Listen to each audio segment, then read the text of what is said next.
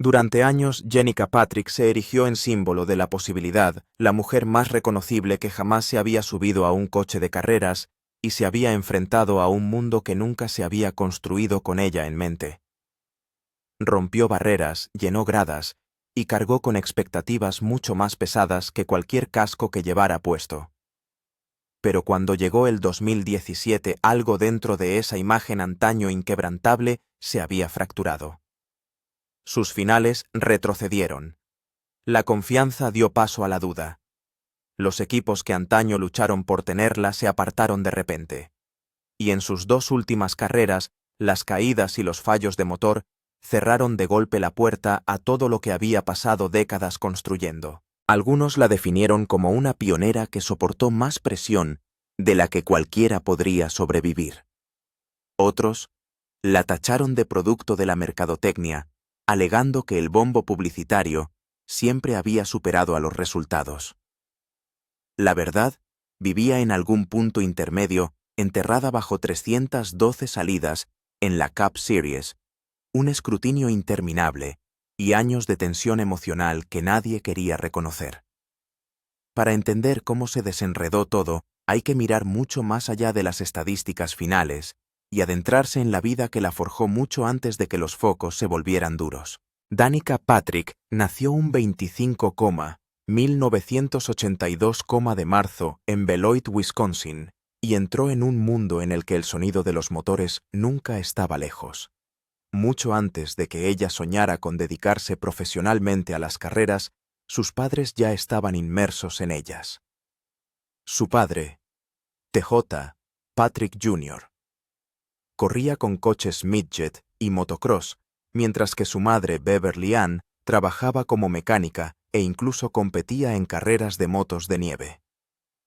Las carreras no eran un pasatiempo de fin de semana en el hogar de los Patrick, sino que estaban entretejidas en la vida diaria. El garaje no era solo un lugar para aparcar coches, sino un aula, un taller y un segundo hogar en el que las herramientas contaban historias y las manos manchadas de grasa significaban orgullo, no suciedad. Más tarde sus padres regentaron una cafetería y una empresa de vidrio para mantener a flote a la familia, pero las carreras siguieron siendo el latido de todo lo que hacían. Ese ritmo marcó a Danica desde que pudo andar. Creció al otro lado de la frontera en Roscoe, Illinois, con una herencia mixta de raíces noruegas, irlandesas, franco-canadienses, italianas y nativas americanas.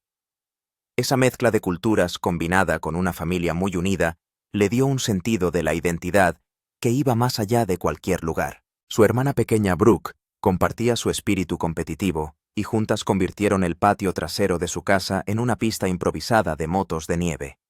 No estaba organizada ni pulida, sino que era cruda, ruidosa y divertida. Sus padres se unieron a ellas corriendo a su lado, riendo, empujándolas, desafiándolas. Aquellos momentos no eran solo juegos, sino también lecciones. Danica aprendió cómo respondían las máquinas, cómo se sentía la tracción debajo de ella, cómo el instinto importaba tanto como la instrucción.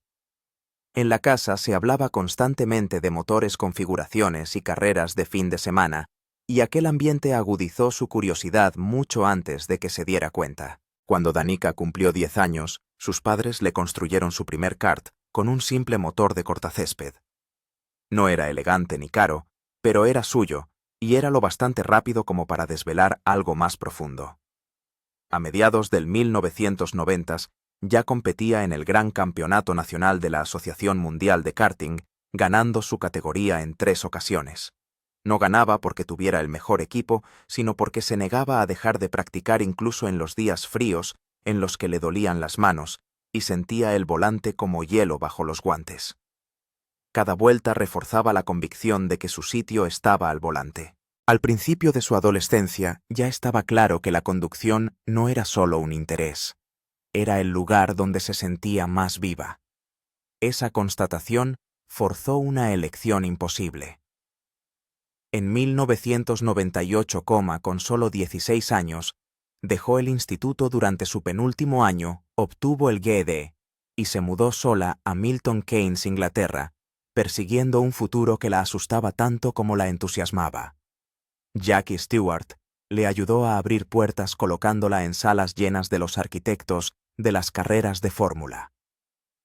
Se cruzó con futuras estrellas de la Fórmula 1 como Jenson Button, absorbiendo conocimientos simplemente por estar presente. Inglaterra la puso a prueba como nunca antes lo había hecho Wisconsin. Nuevas pistas, costumbres desconocidas, una competencia implacable y una profunda soledad chocaron a la vez. Tuvo que adaptarse rápidamente o desaparecer.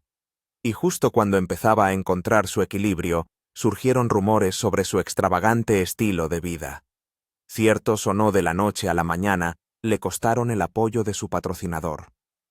Había estado alojada en un apartamento respaldado por Ford y de repente la red de seguridad desapareció. Durante todo un año su padre pagó él mismo los gastos de sus carreras, poniendo al límite a una familia de clase trabajadora. Aquel periodo estuvo a punto de quebrarles, pero también reveló hasta dónde estaban dispuestos a llegar juntos. El dinero iba y venía, pero su determinación no hizo más que endurecerse. Aprendió pronto lo frágil que podía ser una carrera de carreras cuando la financiación se evaporaba. Su capítulo europeo comenzó oficialmente con las 1998 Fórmula Vauxhall Winter Series. A los 16 años entró en paddocks dominados por hombres con mejores coches, mayores presupuestos y conexiones más profundas. En 1999, terminó novena en la general del Campeonato Británico de Fórmula Vauxhall, sumando 31 puntos contra pilotos mucho más experimentados. Cada carrera tallaba en ella la resistencia. En 2000, se unió al equipo Andy Welch Racing en el Campeonato Británico de Fórmula Ford, terminando tercera en la clasificación tras 14 carreras. En el prestigioso Festival de Fórmula Ford de Brands Hatch, quedó segunda, el mejor resultado de una estadounidense desde 1972. Su nombre empezó a circular por los garajes y entre los directores de equipo que se dieron cuenta de que tenía algo raro. Un talento que no dependía de circunstancias perfectas. La temporada del 2001 la humilló.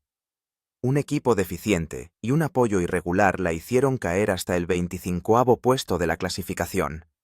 La frustración fue en aumento y tomó otra decisión audaz. Con el respaldo de su padre, regresó a Estados Unidos. En el 2002, se unió al equipo Rahal en las Barber Dodge Pro Series, terminando en la tercera posición en 5 pruebas. El cambio resultó decisivo. Estados Unidos ofrecía equipos más fuertes y caminos más claros.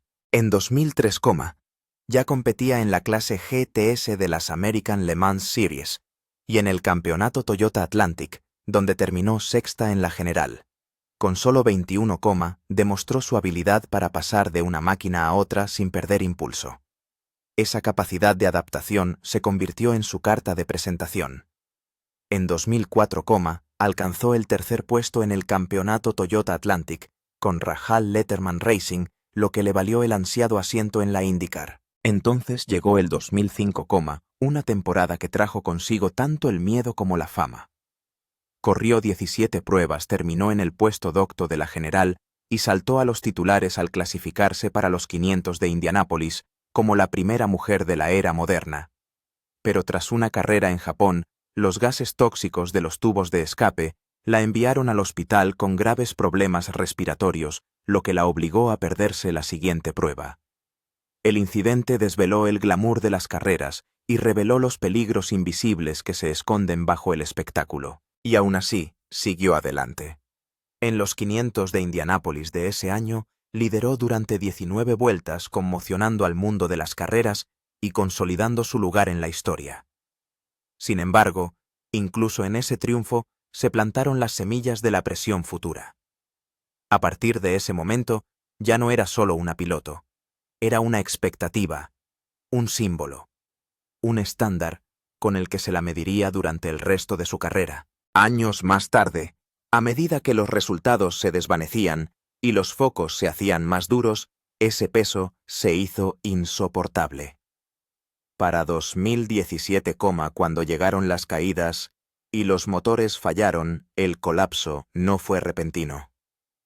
Fue el capítulo final de un largo y agotador viaje. Danica Patrick No se marchó porque le faltara talento o coraje. Se marchó porque cargar con la historia, las críticas y la presión implacable durante tanto tiempo deja cicatrices que ningún trofeo puede curar. Su cuarto puesto fue el mejor de la historia para una mujer y le valió el premio a la mejor debutante del año. Lo que lo hizo inolvidable fue que en la primera vuelta estuvo a punto de estrellarse tras un trompo que podría haber puesto fin a su carrera.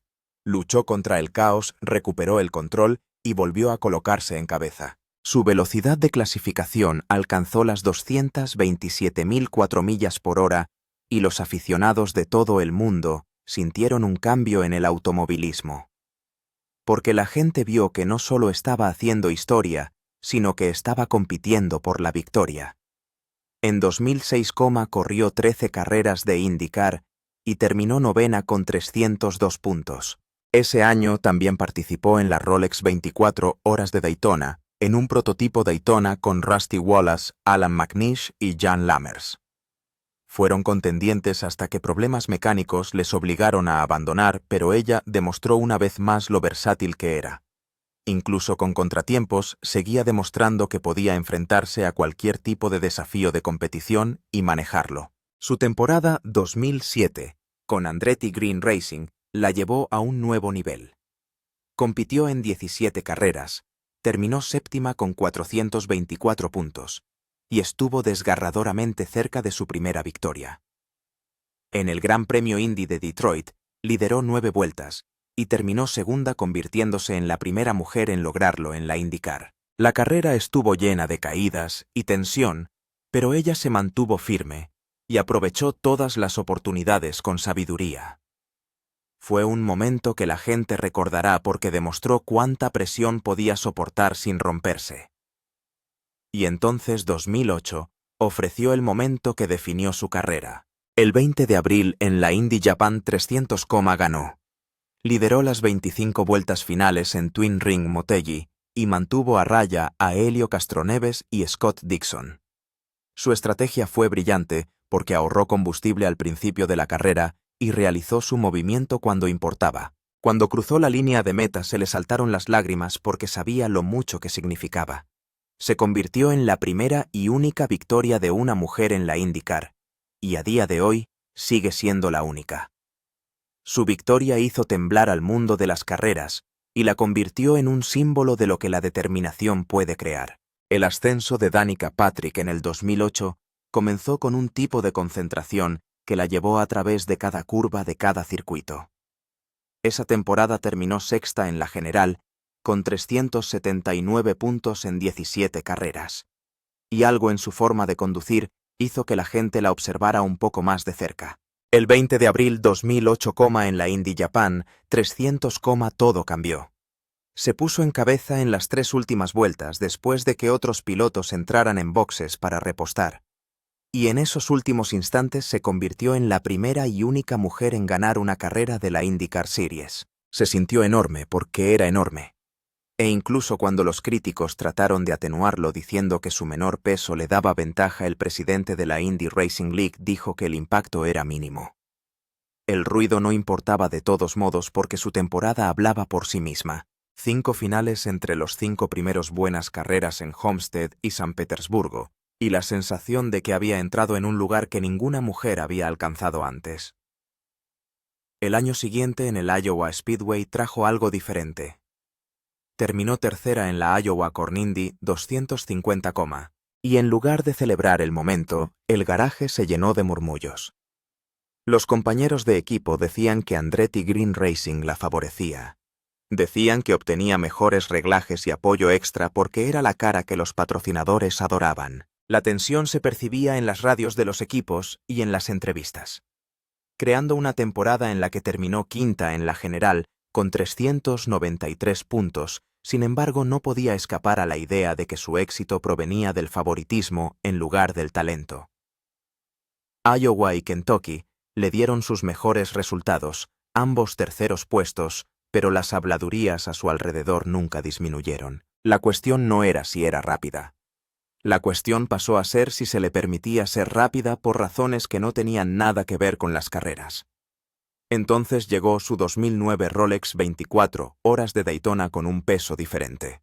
Se inscribió en el prototipo Daytona número 2 para Childress Howard Motorsports, y la emoción en torno a su inscripción hizo más aguda la decepción cuando el coche se averió una y otra vez. Después de solo 143 vueltas marcaron DNF y se colocaron en el puesto 46. Le dolió porque había terminado octava en 2007, y ahora se bajaba de un coche que nunca tuvo ninguna oportunidad. Las carreras de resistencia no perdonan, y ese día le recordó lo rápido que todo puede venirse abajo. Su temporada 2010 en la IndyCar demostró que aún le quedaba velocidad. Terminó décima en la general con 367 puntos, pero Texas y Homestead contaron una historia más clara. En Texas, luchó por salir adelante y terminó segunda por detrás de Scott Dixon, tras liderar 22 vueltas. En Homestead, terminó segunda de nuevo por detrás de Ryan Briscoe. Esas dos carreras pasaron a formar parte de su carrera con un total de 7 clasificaciones entre los 3 primeros. No ganó en 2010, pero sus resultados constantes demostraron que aún podía estar delante. Aún así, algo parecía diferente porque su atención ya se estaba desviando hacia la NASCAR y la gente lo veía. Entonces, llegó 2011, Ese año se cerró sobre ella con una mezcla de tragedia, cambios y nuevas presiones. Acabó décima en la general con 314 puntos en 16 carreras, pero la última carrera de la temporada en Las Vegas cambió el tono. Un accidente masivo en el que se vieron implicados coches de membrillo puso fin a la prueba antes de tiempo, y Dan Weldon perdió la vida.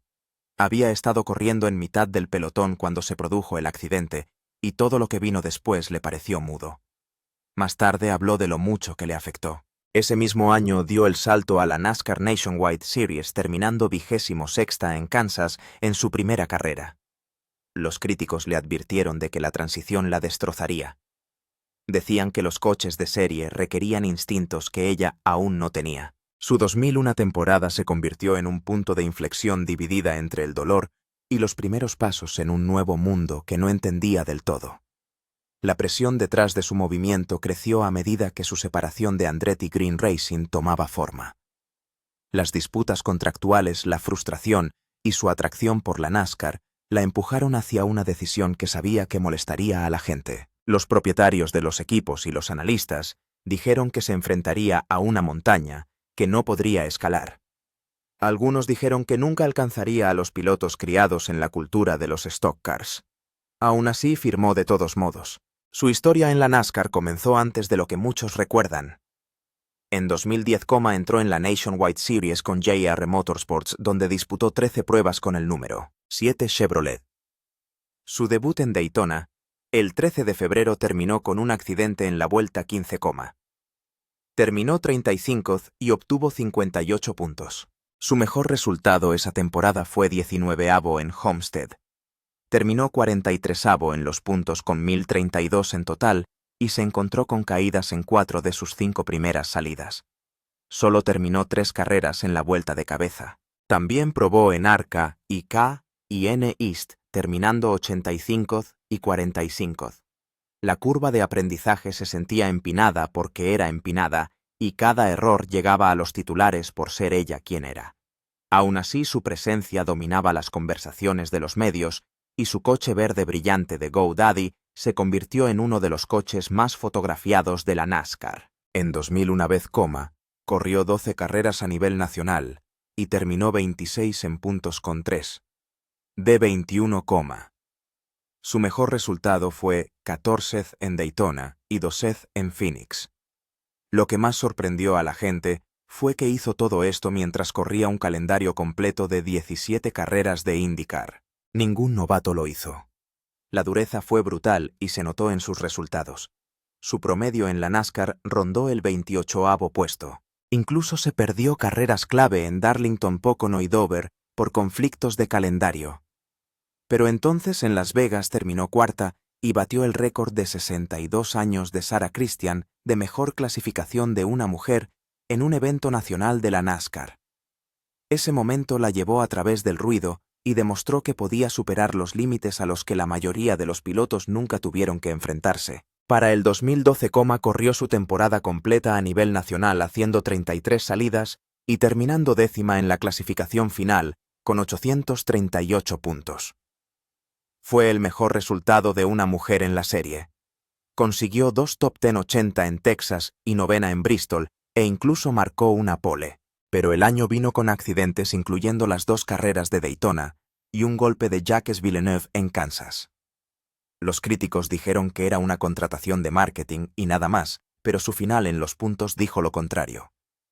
Incluso ella admitió que la temporada la frustró, aunque dijo que aceleró su aprendizaje y la preparó para la Cup Series. Su debut en la Cup Series también se produjo en 2012.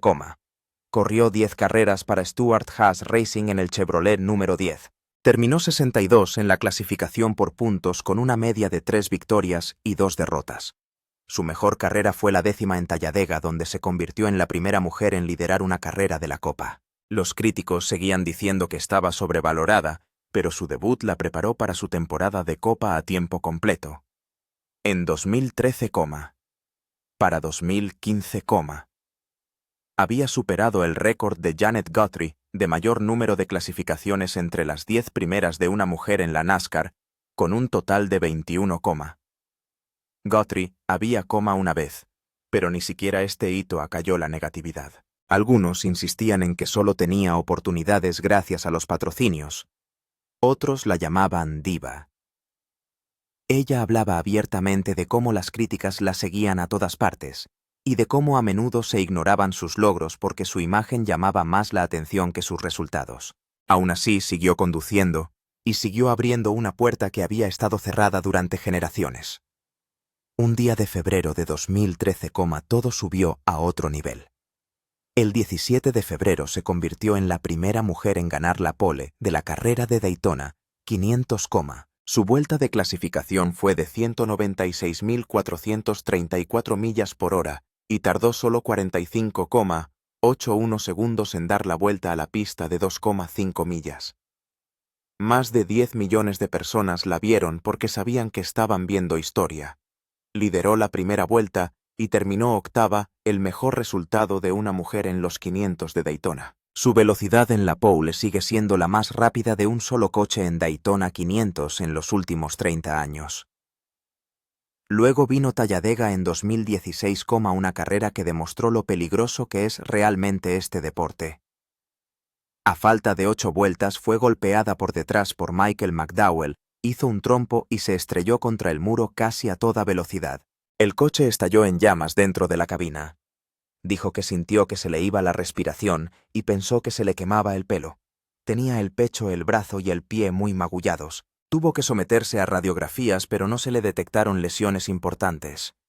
Ella lo calificó como el peor accidente de su carrera y recordó a todo el mundo lo intrépida que era realmente. Más tarde, habló del coste mental de su carrera. Dijo que la presión y el escrutinio la hacían sentir 20 años por detrás de pilotos que crecieron en Stock Cars. Dijo que el calendario de 36 Race Cup la agotaba. Solo 2 o 3 fines de semana libres en 9 largos meses. Lo comparó con el ritmo más lento de la IndyCar y dijo que la NASCAR lo consumía todo.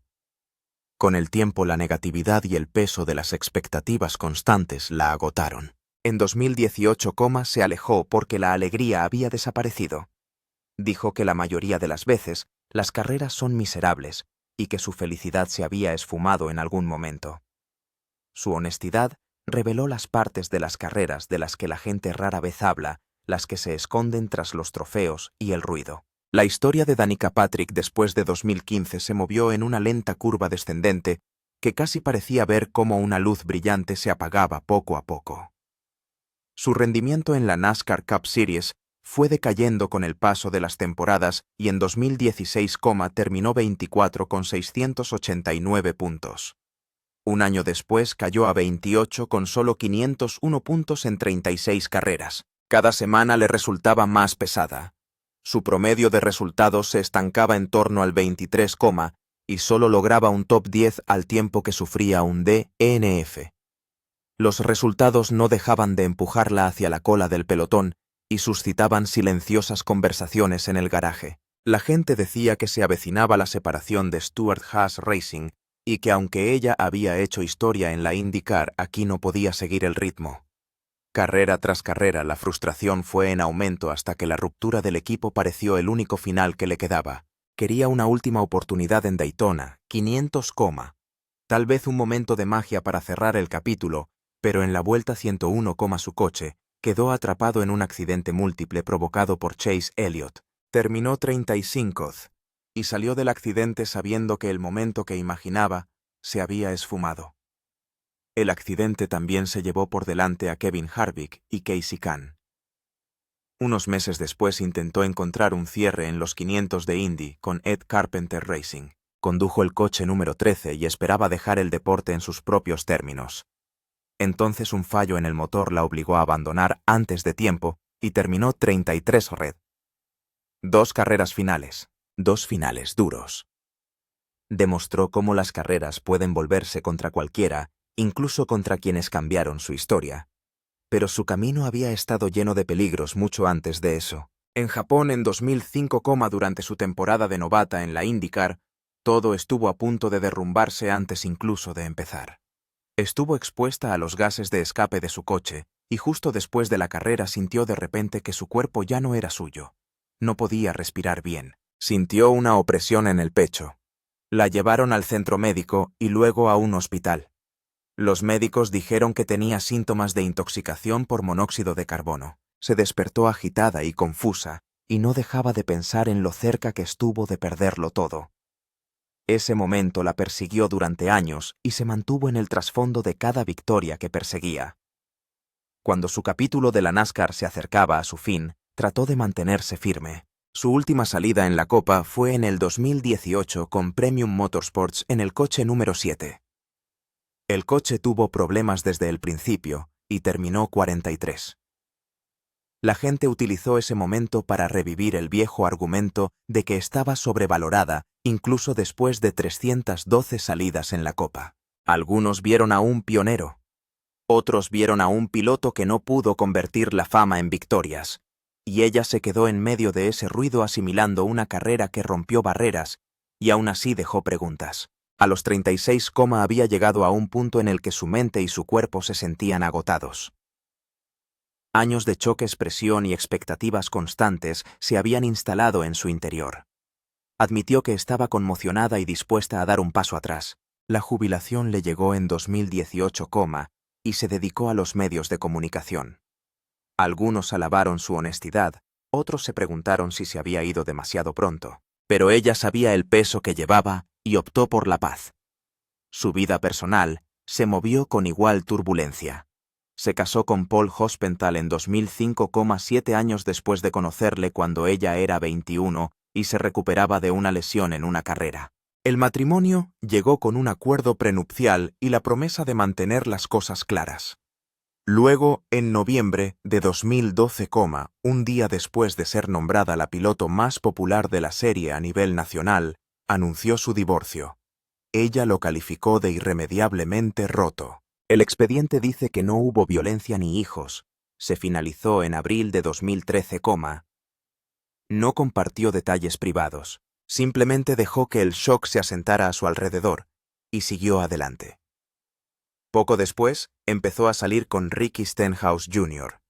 Su relación comenzó en 2012 y se confirmó públicamente en marzo de 2013, corrieron juntos. Compitieron entre ellos.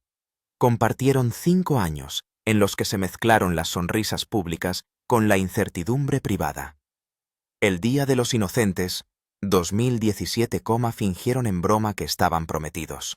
Pero más allá de la broma, ella admitió más tarde que estaba lista para algo serio, mientras que él no. En diciembre, 2017, la ruptura se hizo oficial. Los rumores ya habían comenzado un mes antes, cuando Stenhouse apareció solo en los premios de la NASCAR Cup Series. Aún así, ambos se mantuvieron respetuosos. Su historia se cerró al mismo tiempo que la carrera de ella en las carreras.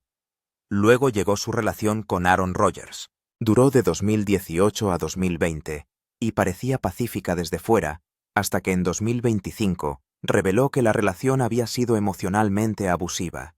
Dijo que había sido el periodo más doloroso de su vida. Describió sentirse desgastada, perder la confianza en sí misma y deslizarse a un espacio en el que no se reconocía. La ruptura fue repentina, la destrozó. La terapia la ayudó a reconstruirse poco a poco. Rogers nunca respondió a las afirmaciones, pero las revelaciones conmocionaron a todo el mundo y mostraron cómo el dolor oculto puede correr por debajo incluso de las relaciones más famosas. En 2025, parecía más ligera. Publicó fotos de sus vacaciones en Burning Man en Instagram. Nada directo, nada confirmado, solo sonrisas que insinuaban que había alguien nuevo en su vida. Los fans empezaron a hacer conjeturas y ella no negó ni confirmó nada. Su energía parecía diferente y parecía que estaba entrando en un nuevo espacio tras años de turbulencias emocionales. Se puso implantes mamarios en 2014, con la esperanza de que aumentaran su confianza después de las carreras. En lugar de ello, en 2018, su cuerpo empezó a actuar de formas que no podía explicar. Engordó 25 kilos. Su pelo adelgazó, se sentía agotada todo el tiempo. Sus ciclos se volvieron irregulares. Pasó por un especialista tras otro. Se enteró de que tenía toxicidad por metales pesados y problemas de tiroides, pero ningún médico podía explicárselo todo. Tomaba hasta 30 pastillas al día. Probó la curación intestinal. Lo intentó todo, pero nada funcionó. Durante 4 años, su salud fue decayendo. Luego, en 2022, tras más pruebas, le diagnosticaron la enfermedad de los implantes mamarios. Su cuerpo había estado luchando contra los implantes todo el tiempo. La inflamación se había extendido por todo. No tenía una sola enfermedad, sino muchos síntomas por una sola causa. Decidió quitárselos en marzo 2022, La diferencia llegó rápido. En cuestión de horas, su rostro parecía más sano. Su respiración se calmó y su piel adquirió un tono más claro. En las semanas siguientes, su pelo volvió a crecer y su peso se estabilizó. Sus ciclos volvieron a la normalidad. Dijo que se sentía más despejada de lo que había estado en años. Ahora califica su bienestar como un 6 de 10, pero comparado con el pasado le pareció un milagro. Comparte su historia para que otras mujeres sepan que si sienten que algo va mal, deben escuchar a su cuerpo. Antes de extirpárselos, sus síntomas eran tan extremos que a menudo tenía la sensación de estar luchando contra algo mortal. Tenía dolor articular, intestino permeable, niebla cerebral, fatiga suprarrenal, mareos y debilidad. En muchos momentos sintió que necesitaba ir al hospital. Los síntomas le recordaron aquel terrorífico día en el 2005 en el que se intoxicó con los gases de escape. Aquel recuerdo le ayudó a comprender hasta qué punto le habían estado afectando los implantes. Su historia demuestra lo confusa que puede ser la IIB, ya que se parece a muchas otras enfermedades. En diciembre de 2024 se quemó en Starbucks con agua hirviendo y publicó las imágenes en Internet mostrando ampollas hinchadas y piel descamada en el muslo. El dolor era agudo y constante. No dejó de publicar actualizaciones durante los días de curación, mostrando los vendajes y la frustración de recuperarse de algo tan común pero tan peligroso. Su franqueza creó una conversación sobre la seguridad y la facilidad con que pueden ocurrir accidentes como ese. Por esa misma época acudió a la clínica del Dr. Daniel Amon para que le hicieran un escáner cerebral. Quería ver si los años de carreras le habían dejado marcas permanentes. Los escáneres mostraron signos de traumatismo, mostraron cómo se mueve el cerebro dentro del cráneo durante los choques incluso con casco. Las imágenes la impactaron. Explicaban los lapsus de memoria y los momentos de niebla que a veces sentía. Ahora habla sobre la salud del cerebro e intenta ayudar a otros deportistas a comprender lo que realmente le ocurre al cuerpo tras años de impacto.